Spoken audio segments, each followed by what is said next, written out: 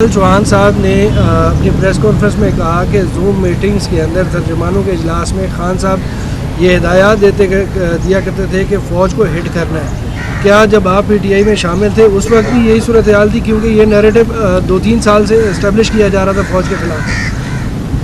देखिए जी, अक्लमंद आदमी और ठहराव वाला आदमी वो होता है जो बिफोर टाइम बता दे बातें। इस टाइम पे बातें करने का क्या फ़ायदा है? अगर आप इतने मुखलिस थे तो उस टाइम पे ऑब्जेक्ट करते और उस टाइम पे बाज़ार में आके बोलते, जैसे मैंने बोला था। अब आप कहानियाँ कर दे सारी, तो उसका हर कहानी का सर पैर तो नहीं होता। बाबा साहब, ये बताइएगा कि तहरीक इंसाफ से जो सीनियर क़यादत है वो उन्हें छोड़ के जा रही है, क्या कोई तहरीक इंसाफ की ज़ैली शाख बनने जा रही है? देखिए जी, मैंने तो पहले ही कहा था, मैंने आप लोगों के तवज्जुह से बैन का भी बताया था। जैसे 9 मई का काम हो रहा था कि मैं चमक जो है सुन रहा हूँ, मैंने खान साहब को बताया था कि सांप खुद उनको रिप्लेस करके आना चाहते हैं। कुछ लंबे पतले जहरीले सांप आपको आगे आइंदा वाले दिनों में प्रेस कॉन्फ्रेंस करते हुए दिखाएंगे, इसको कंडेम करते हुए दिखाएंगे, इमरान खान के ऊपर मलबा फेंकते हुए दिखाएंगे। और इमरान खान साहब को शायद उस वक्त मेरी बातें याद आ जाए कि इन सबकी निशानदेही मैं इनके मुंह पे करता था, इनके गिरेबान भी पकड़ने के लिए मैं खड़ा हुआ हूँ। तो मैंने तो अल्लाह की मेहरबानी से अपना फ़र्ज़ अदा किया है। और पुराने इमरान खान साहब और पुराने पाकिस्तान और इस आइडियोलॉजी और फलसफे के साथ आज भी चल रहा हूँ। पाकिस्तान तहरीक इंसाफ के अंदर कौन से लोग ऐसे मौजूद हैं? आपने जिक्र किया अरशद शरीफ साहब का, आपने कहा कि अरशद शरीफ साहब के मर्डर में वो लोग मुलव्वस हैं जो आसिम मुनीर को आर्मी चीफ नहीं बनने देने चाह रहे थे, रुकावट डाल रहे थे। वो बताएंगे वो कौन था, किसकी तरफ आपका इशारा, क्या वो भी फैज़ हमीद है? देखिए, आज पहला स्टेप मैंने उठा लिया और मैं फिर जिम्मेदारी का हिसाब दे रहा हूँ, जो मेरी कमज़ोरी नहीं ताकत है।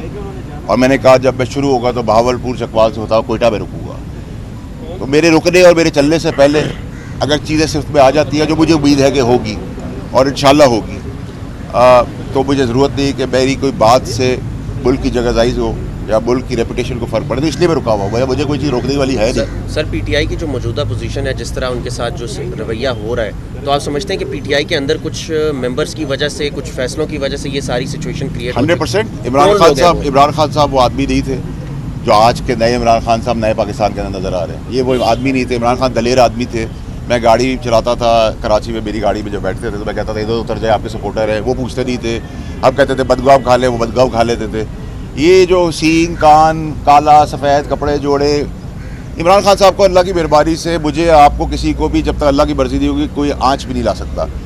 आप महलों के अंदर चले जाए, बंकर्स के अंदर चले जाए, लोहे की सीलें लगा दे, अगर आपकी बारी आ गई है अल्लाह की तरफ से तो आपकी बारी आ गई। ये तो इमरान खान साहब खुद सिखाते थे। बट साहब, क्या ऐसा है कि जो पार्टी छोड़ रहे हैं वो ईवान सदर से पिटीशन लेके आ रहे हैं, उनके कहने पे छोड़ रहे हैं, क्या ऐसा है? देखिए, ईवान सदर में जो ईवान सदर के सदर साहब ने जो काम किया है वो मेरे ख्याल से कोई दुश्मन भी नहीं कर सकता।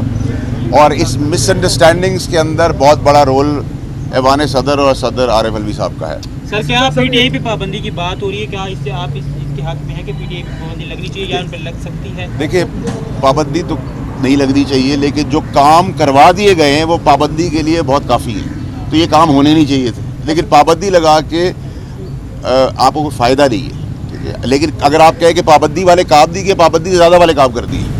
फैसल साहब, ये बताएं, ये पाकिस्तानी सियासी पार्टियाँ होती हैं सियासी, उनके साथ ये रोज़ सवाल लगा रहता है, पार्टी क्या तो गलत फैसले भी करती हैं, बहुत गलत इक़दाम उठाती हैं। इसका क्या मतलब है? लोग पार्टियाँ छोड़नी शुरू कर दें जो उनके? देखिए, आपने बड़ा अच्छा सवाल किया है। देखिए, हमेशा लीडर का काम होता है कि वो आगे देखे, गधे और घोड़े का फ़र्क देखे, अच्छे बुरे का फ़र्क देखे। जब आप अच्छे बुरे का फ़र्क ही नहीं समझ रहे और आपको समझा रहे हैं, तो हम तो खान साहब ज़्यादा काबिल लोग नहीं हैं, हमारी तो कोई औकात नहीं, हम में तो कोई लीडर नहीं है। हमें तो वोट अल्लाह के बाद उनकी वजह से पड़ा था। अगर हम आज ये क्लेम करेंगे हम इमरान खान के से बड़े लीडर हैं, तो नहीं है ऐसी बात।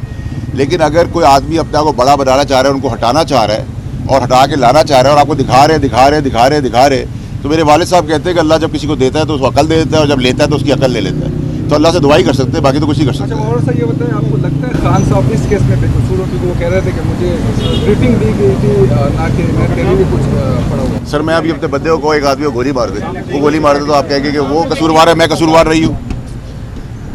लीडर की जिम्मेदारी है।